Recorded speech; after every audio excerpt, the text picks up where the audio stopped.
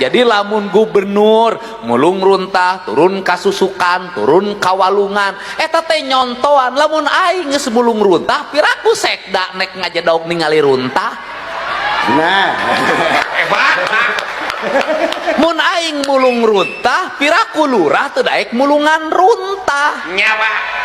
Engke nyen aturan bantuan provinsi bakal aya ka kelurahan, bakal aya ka desa, tapi syaratna desana kudu bersih, kelurahanna kudu bersih. Lamun teu bersih moal keluar bantuan.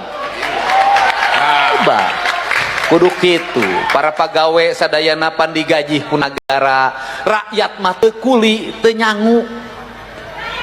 Bener teu? Bener. Panayagan teu nabeuh teu dahar. Betul. Tukang beca teu ngagoes teu nyangu. Pan aparat mah molor ge digaji ku negara. Tadi ayeuna nyeun karya nyata sok lurah-lurah, RT RW sok gebrageun ieu, mimiti ti lingkunganana, mimiti ti kelurahanana, mimiti ti desana, mimiti ti kecamatanana, sok urang buktikeun cenah urang Sunda teh boga adab jeung peradaban. Minimal nu kahiji adab bersih lingkungan heula. Ayeuna kade beres acara kade ulah maricenan runtah. Sakuan bawa diajar sabab naon geus musibah mah riweuh. Ti ayeuna benerkeun laku lampahna pamimpin kudu introspeksi, ASN kudu introspeksi, tapi rakyat teh kudu bisa diurus jeung kudu bisa ngurus ulah mawa karep sorangan. betul.